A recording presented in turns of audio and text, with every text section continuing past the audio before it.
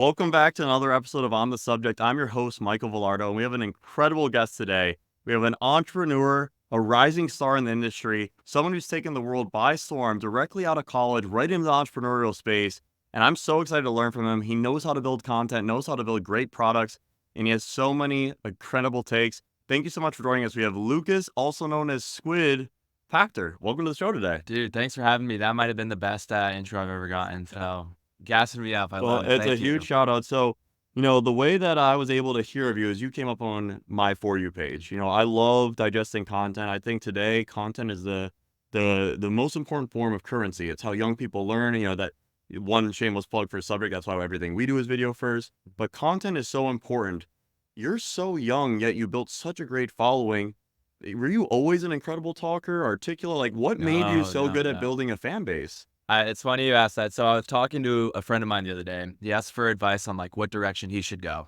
And he said, how did you know that you were supposed to do like advice videos or yapping videos, I call them? And I didn't. Like I started making content 3 years ago. And of course, it was cringy workout videos. It seems like everyone actually in my space started with those, but I started with cringy workout videos, and I didn't have the craziest physique back then. I didn't have high camera quality. I didn't know how to make a video. And I posted I talk about this a lot because I think it's important, but I posted 743 videos Wow. before one day I got like a good piece of advice from, a friend of my dad's who used to be a mentor. And I just made a video on that. And I said, this is what like my mentor told me. And that was the first video to ever go viral. So then I thought like, okay, well, maybe people like want to see this kind of stuff. So I just started slowly making more and more, once again, yapping content. And it's just my takes on stuff, whether it's like business or life or like I definitely don't know what I'm talking about half the time. But the reason I wanted to start making content now is because I'm confident in myself. I think one day, I'll have a good amount of success. So I feel like talking about it after the fact isn't really that helpful, right? So I wanted to kind of document my thought process essentially, but I definitely didn't know what I was doing, still don't know what I'm doing, figuring out along the way. And I think like it's important to say that because a lot of people look at anyone who might be ahead of them and think like, oh, they know what to do, but that's not the case in any situation. And you graduated in 2023? Yeah, just So around you're this a time little last year. over a year out of school. Mhm. I'm so impressed, and I think it's so important. And one thing we fall into a trap in society sometimes is saying you can only learn from people older than you. I'm relatively young, I would consider, for an entrepreneur, but you're, almost 10 years younger than I, and I've been able to learn so much from you already, just engaging with your content. Do you post whenever you feel like you have something profound to say, or do you have a schedule? Do you wait one day of the week? Like, how do you maximize the way that you engage with your fans? I think I could first of all, I just want to say I completely agree. First thing you said. I have friends both in business and in the content realm that are like 17, 18-year-old kids. And I learn more from Yeah. them than I do from older people because it's always the young people who like know the trends. They know what's You going to want to happen always be next. changing. And they're creative. Yes, They're really exactly. You creative. want to always be changing.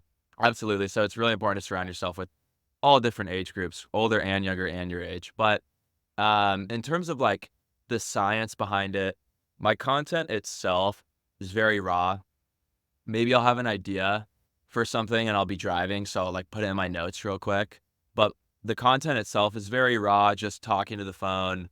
In terms of like the output of it, like how often I'm making content, some days I might make none, some days I might make 10 videos. I try and upload about once or twice a day.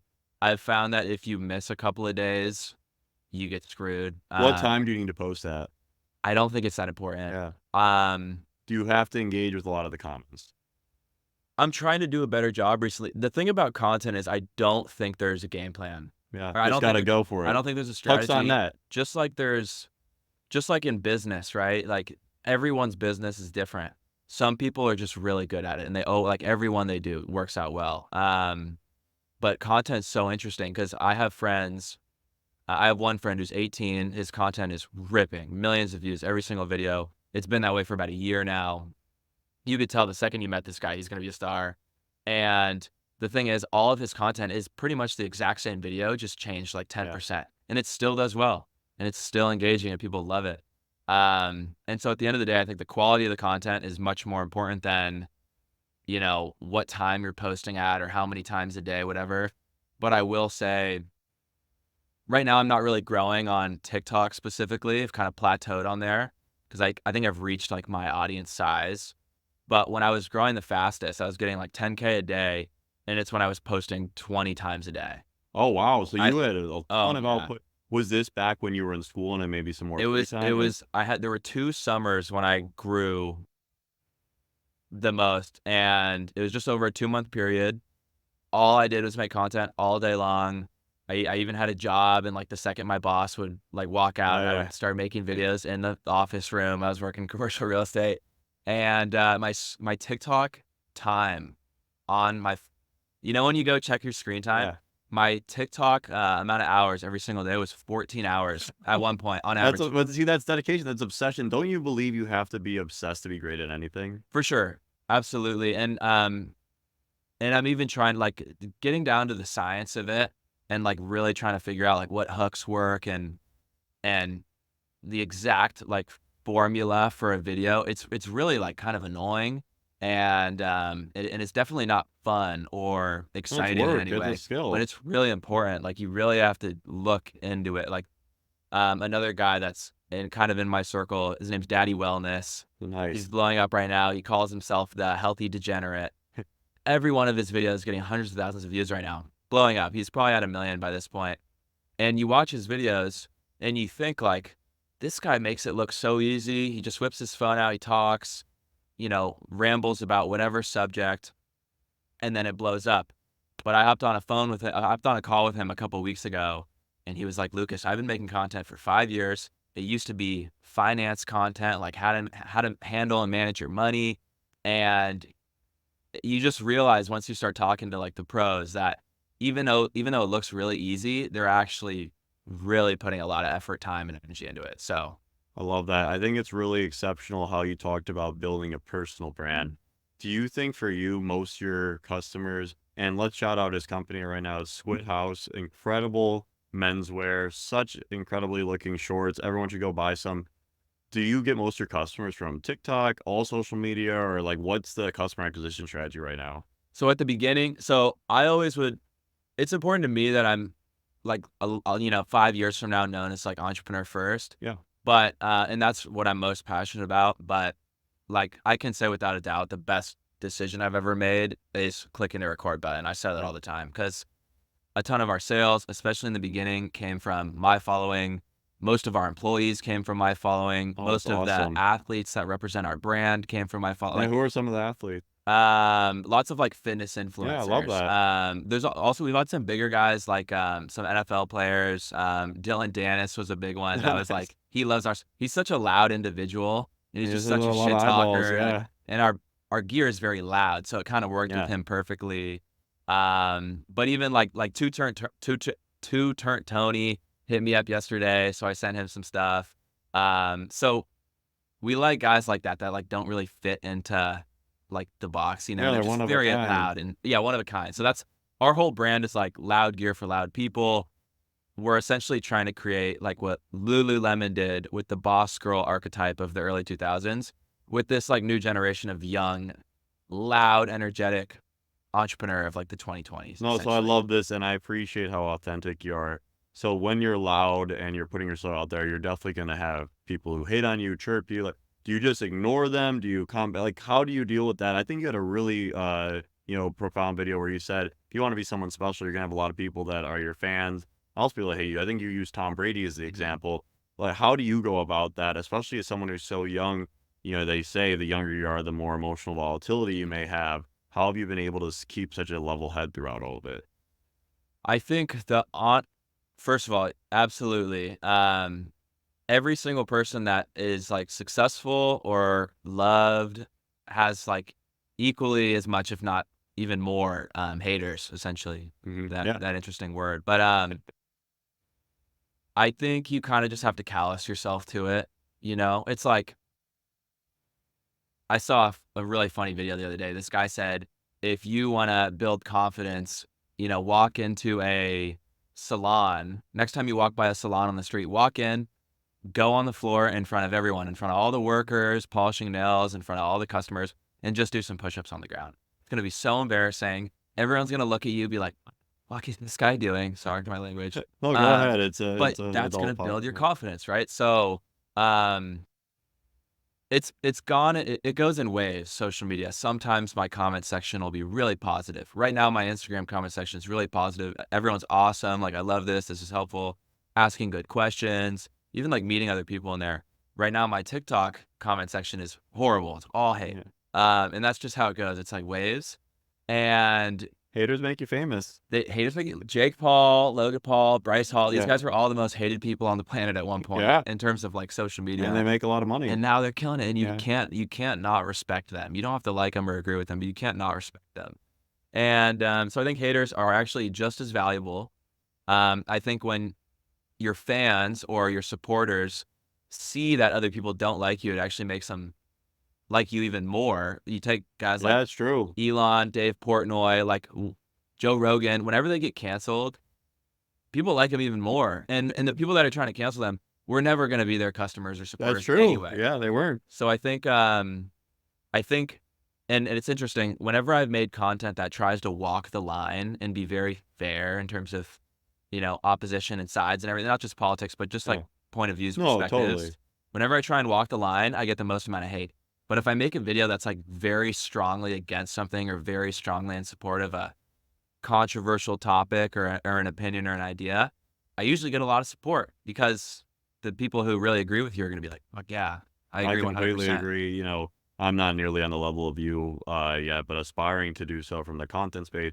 But I had one post about work-life balance because we don't believe in it here. Mhm. We're all about working as many hours as possible, 60 plus hour minimum work week, because we really believe in being obsessed with your craft. And anyone, I mean, best athlete, best business person, they're all working a ton of hours.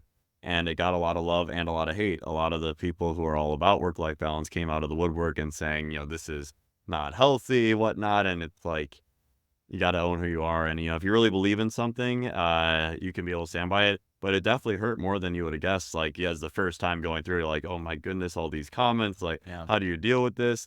And then, you look at all these people, like you said, who are super successful. They deal with it times a million every day. You can't handle it. You're never going to be a leader. You got to be able to deal with it. You got to be I think you gotta callous. have fun with it. And Yeah. what's interesting, because I was on a podcast yesterday, and this really nice girl, Patrice, she asked the same exact question.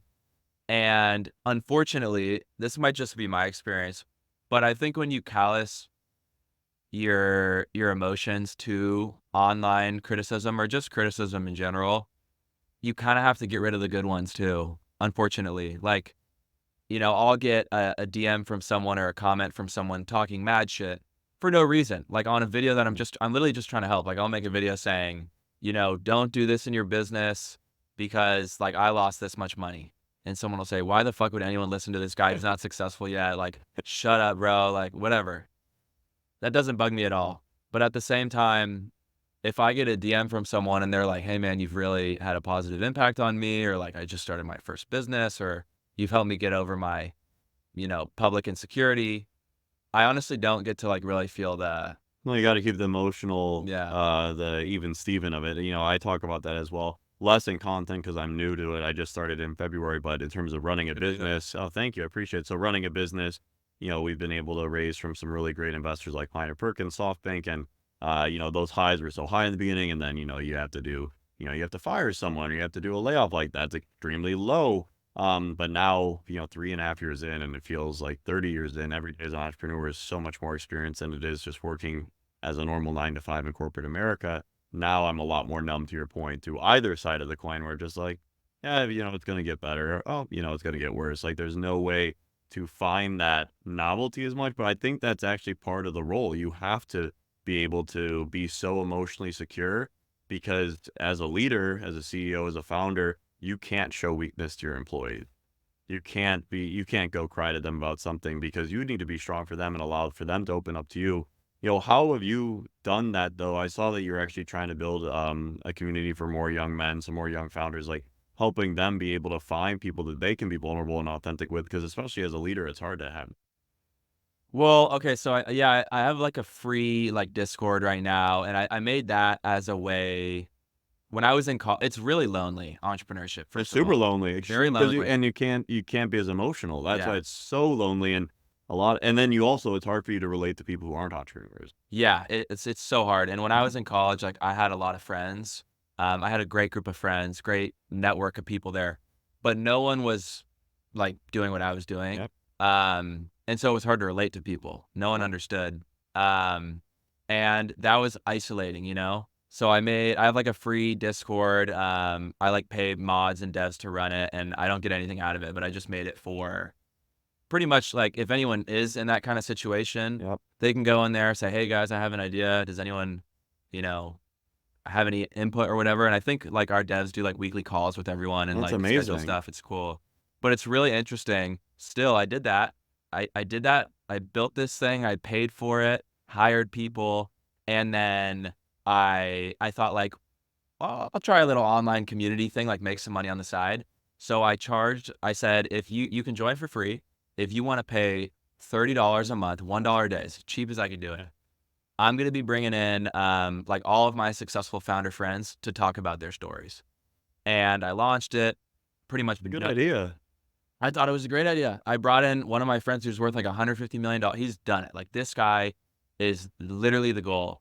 And people are asking questions like, "How do I stay motivated?" Right? "How do I start a business?" And I'm thinking, this is such a waste of this guy's time, right? Because he's just a well of information. Yeah. And guess what? I got reamed online for trying to charge for this. And so I shut it down. I did it for 2 weeks. I shut it down. I refunded everybody. I was like, this is just the right product to the wrong people. And then I started calling some of my entrepreneur friends that I've met through social media, pitched them the exact same thing. I said, "Hey, I know entrepreneurship is really lonely. I have a platform. I'm very fortunate to know a lot of guys like us that are building stuff. But it's, if you're not in that position, you don't have a platform, it's hard to connect and meet other people. Would you be interested in like a very high ticket, like exclusive online friend group of like entrepreneurs?" And I was like, "I'm going to charge probably like 6,500 for it." I called like 30 people. Every single person said, "I'm in, let me know." So It's a good business, it was really interesting taking like the exact same product, but charging more. charging 100 times more, essentially. The premium buyers complain less. They don't complain at all. And some of them, like, don't even wanna show up to the meetings, like, they just wanna be in the group chat at the end. So, it was really interesting, like, experiment for me to see. You can literally sell the exact same thing to 2 different types of people. One will pay way more and complain way less and provide more value, and then one, like, you know, all they wanna do is complain and try and get a discount or whatever. Yeah, no, it's actually really, that's a proven business case that the lower cost, customers are oftentimes the highest service customers, which is really fascinating. And that's one reason when I'm, leading our company, I'm really pushing for the highest ACV, average contract value approach possible, because, a 100K contract is going to take you just as much time as closing a $10,000 contract, but you got to close 10 of them. So, go for gold, go for the biggest possible. And so, let's talk more personal. So you're from Northern California. You're not from Napa Valley Unified, though. I was hoping you were. So did you go to St. Helena? I saw St. your Helena, football. yeah, little tiny Yeah. high school. Yeah, because we work with Napa Valley Unified. So I was Oh, like, because cool. I was trying to do some more research on deductive reasoning. Then you ended up at U of A, incredible school, incredible time. Talk about that decision. Like, how did you choose to go to University of Arizona? What made you want to go there? It sounds like you had an incredible college experience. What frat were you in? I was in ZBT. Shout out ZBT. That was a lot of fun. Honestly, I'd love to say there was a specific reason for it, but they were the only ones that wanted me. I wanted to go to USC. That was my dream school. I worked very hard in high school. I had really good grades. I did all the sports. I thought I wrote like one of the best applications of all time. And I think I had a 4.3 Well, was that's my amazing. yeah, which Yeah. I tried really hard. I took AP classes, and everyone thought like I was going to USC. Everyone knew I wanted to go to USC. I didn't get I could in. see you going to USC. I feel like you would fit It in was well like there. my Yeah. dream school, man. We hired like a fucking my parents like took a lot of sacrifices and hired like a really nice college coach. Yeah. I the SAT, we hired a what do you call it? Like a SAT tutor. Yep. I studied 2 hours every day for an entire year for the SAT. I took it 3 different times. I got the same exact score 3 times. And they told like the owner of the company like talked to my parents, and apparently with like the amount of hours I put in, I was supposed to have a perfect score, but it wasn't that great. So they gave my little brother unlimited free classes. So That's I'm nice. not a test guy. Yeah, yeah.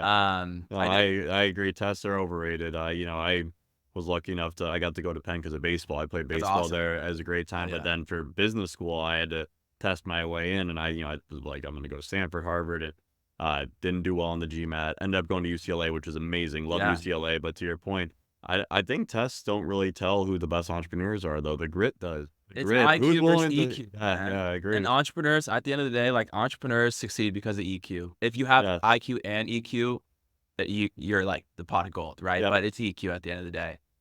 Um, but yeah, so I didn't get into USC. Got into U of A. Wasn't like really butthurt about it. I was just like, whatever. My friend got in, by the way, Yeah, yeah. 2.8 out of 4.3. Oh my goodness. He was just yeah, but you know that's how it goes. Yeah. And Things worked out well for you, though. yeah, I didn't like get upset over it. I just said, all right, like we're going to U of A. Yeah. Um, Great time, Had a Tucson great University, time. yeah, yeah. Harvard of the West, they call it. Yes, You exactly. pretty much need a pulse to get in there, but really low graduation rate Yeah, because it's so distracting. There's something going there's on a lot every of good night. times happening there. Crazy fun school. Yeah, joined a fraternity.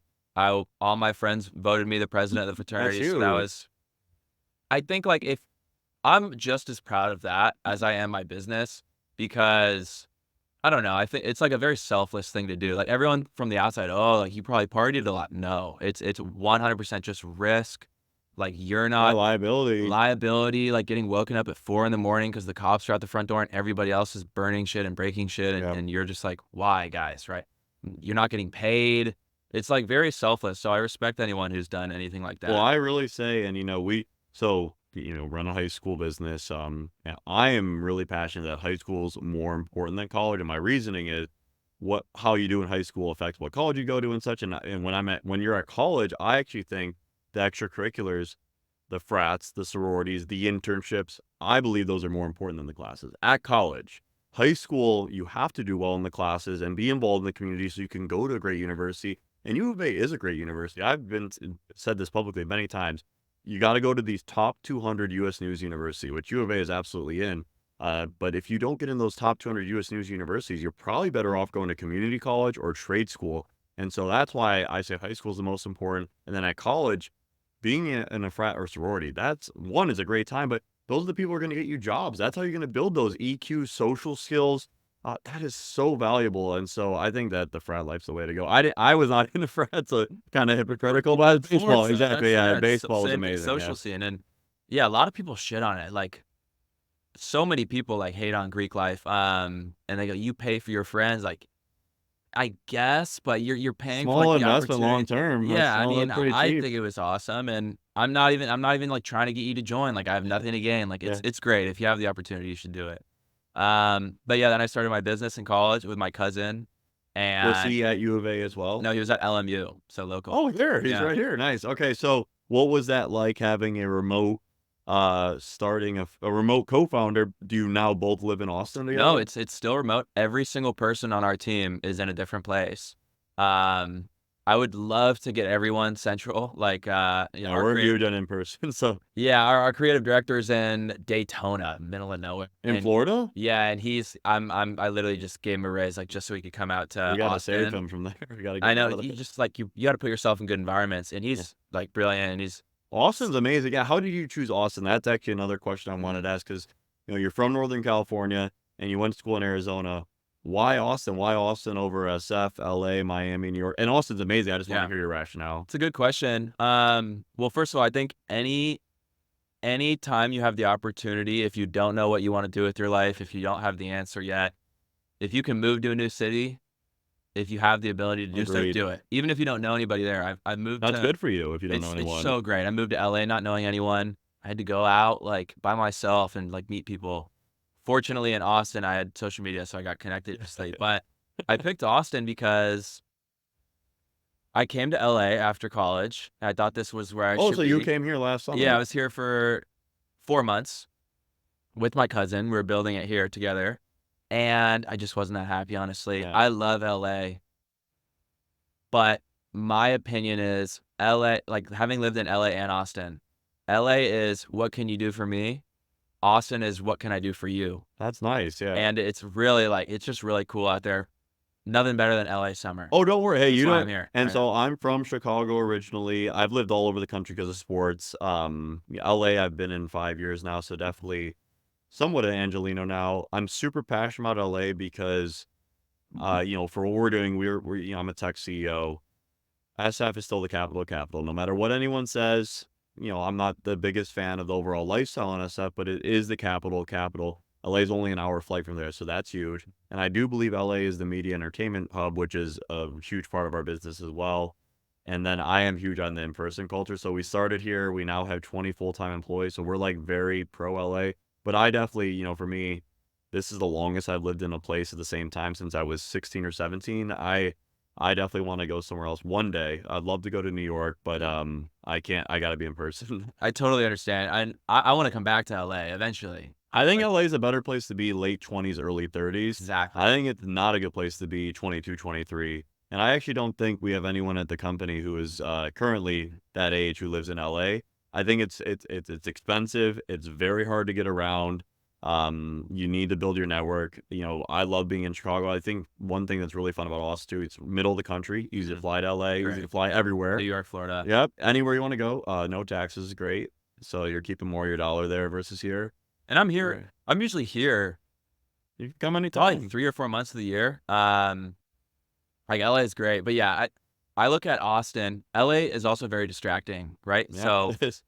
I look at Austin as like home base.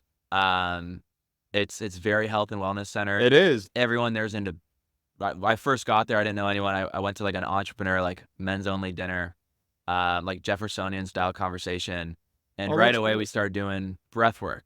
And they go, raise your hand if you've never done breath work. I raise my hand. They go, welcome to Austin, right? Yeah. So it was cool, right? And none of my friends out there really want to go out that much. I literally just don't go out when I'm in Austin. That's amazing And then focus, I get to, especially someone your age to say that. yeah, Yeah, I'm now at the I'm married. yeah. I'm yeah, thank you. So I'm more at that point where I'm same way like now in LA, I'm like all. But how do you stay in such good shape while you're working out, or while we're running your own business? Because that's super impressive. What's your discipline? What's your strategy like? Do you get up? Are you one of those people who gets up super early, or like how do you do it? Um, it's a good question. It's really hard when traveling. It's so I've hard. been in LA 4 days now. I haven't worked out yet, Yeah. except for like a little at home workout. I don't have a car. Yeah. I don't have a gym membership Yep. here. It's really hard. If you're at a hotel, it's different. You have maybe a gym there, Yeah. but I don't find it too hard in Austin. My friend group in Austin, I love this idea of like friend grouping, right? So like I have like 3 or 4 different friend groups in Austin for different things. Mhm. Some of them are literally all tech CEOs because Nice. it's just like fascinating to me, Yeah. and I like those guys a lot, and they're very bright and they're very driven. Some of them are all fitness influencers. All they do is work out, tattoo, make content. That sounds fun. Yeah, I I know, would it's love to great. do And then that. some of them are like health and wellness Yeah. business owners. But so whenever I'm hanging out with my friends, it's the same thing. It's like Saturday morning, wake up, 6:37, go to their run club. All my friends, they host like the biggest run club in Austin. You might have seen it, Raw Dog. You ever seen Yeah, yeah, it? yeah. They're all amazing guys. You go to the run club Saturday morning, then you go work out, then you go get coffee, then you go like tan and go to like this water hole area. It's the Sounds same thing. It's great. awesome. It's like so much better than going out and drinking. Way better, Uh, way better, at a normal yes. bar, at least. Like if you want to go on a trip, like I just got back from Mykonos and it was fucking sick. Yeah. But I would much rather travel, and do a really cool, fun blow off steam trip once every 2 or 3 months, I and then just like completely lock agree. in for 2 or 3 Yeah, months. because there's no point on a Friday just going on the same double date or friend group hangout to some Yeah. bar where Same the dive bar. same thing's gonna happen, the night's gonna end. What's the point in that? How are you actually making yourself better? I fully agree. I think people get mad about this and they're like, let me live my life. But at the end of the day, like if you're a guy, at least, if you're a young guy, your early 20s, progress in life is an exponential curve. And the earlier you can get started and get focused, the better you're going to be way faster, right? So if you can, I'm not saying you have to not go out for a couple of years, but if you can focus like 85% of the time, still go on trips and everything, which are more fun anyway, Yep. In your early 20s. By the time you hit your late 20s, you're gonna be, like, wealthier, more connected, in better shape, look better, Yep. more freedom, like, your life is just gonna be so much better, and all it takes is honestly a little bit of sacrifice and discipline, in my opinion. I It's not that hard, I completely honestly. agree. I always say get better every day. Always be learning, but you have to absolve yourself from the modern day hamster wheel. Work the 9 to 5, go home, have a drink with your roommate or go out, wake up, feel terrible, go through it again. That's no way to live. Do what's best for you. You don't owe it to anybody but yourself and your family. Be on top of yourself, getting better. But that's actually a great way for us to really wrap the Could I conversation. ask you one Oh question? yeah, yeah. Ask me a Alright, so question, I'll wrap it. Yeah. you having seen one of my best friends, his birthday the other day, and for a birthday present, he asked me, I need you to, like, take an hour, think about, like, who I am, and give me, like, a really good piece of advice. I thought that was awesome. So, you having seen a little bit of my content, I just explained a little stuff. You're older, very successful, On my and way. you're in tech. I would love to get into tech one day. Like, I love clothing and everything, but it's just not the greatest business model. From your seat right here, what advice do you have for me or anyone I watching? love it. Yeah, I would say two pieces of advice. One, kind of where I was actually leading the last little one liner. You always win or you learn. I truly mean that. Every time you lose, a bad situation happens, something that makes you sick in your stomach, know that that is making you so much stronger for the future. You don't win or you lose, you win or you learn every single moment that you have. And you oftentimes learn way more than you actually would have won. So I think setbacks are so important. Some of the worst things that have happened to me, for instance, not getting into Harvard, Stanford, going to UCLA, incredible opportunity. I met my co-founder. We started this business. We raised over $40 million. Really lucky to have that bad thing happen to me. So Mm. you really do win or you learn. So every bad thing is a great learning opportunity. And then another piece I always say is that every 6 months, you have a once in a lifetime opportunity come your way. You need to captivate two or three of them in your life to make it an incredible life. And so, maybe this shorts that you launched is not your once in a lifetime opportunity. Maybe just something that you're learning so much. And, maybe you meet someone at one of these Austin cold plunges in a year and a half, 2 years that you want to do a tech business with. And that is your life changing moment. I hope the shorts absolutely Yeah, crush no, it. I And I totally hope you're the understand what you're next, saying. but like the every 6 months, everyone always says, oh, I wish I was that lucky or whatnot. You create your own surface area for luck. I mean, look what you're doing, hanging out with successful people, putting yourselves in those immersive environments. You create your own luck. You need to take advantage of those once in a lifetime opportunities that happen every, 6 to 12 months. And so, I've been lucky enough to have a few that have gone my way, some really lucky bounces, but have to go all in on them and just really hope focus in. So really passionate about those two pieces of Oh yeah, that advice. was great. Appreciate that. Yeah, Well straight from the said. heart. And so the big thing that I do want to end this with for our listeners is I know you're not that far removed from it because you're only what, 24? 23. 23. See, wow. Okay.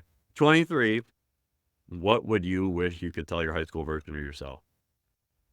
Watch my content. Great advice. Every single one of my videos is literally directed at me yesterday. Like, it's like learning, like, if you I just love said it. I'm that, gonna start taking this. you Yeah, literally, like, because you're not gonna please everybody. I agree. You Yeah. should aim to, like, please yourself, in my opinion. And, so, like, I might make a video right after this about the last piece of advice you Please just gave, do. because I wish I heard that yesterday, right? Tag us at Um, Chicago Vilardo. but I probably would kinda if I had to give one piece, it'd probably be a repeat of, like, the first thing you just said, right? Like, failure's good It is. It's failure is in so everything. good. Failure is the most powerful piece. And yes, regret is the worst feeling in the world. But if you can channel that regret, learn from that regret. I saw something really cool yesterday. The show on Netflix, Receiver, came out. Have you watched it? Did you watch the quarterback show? No.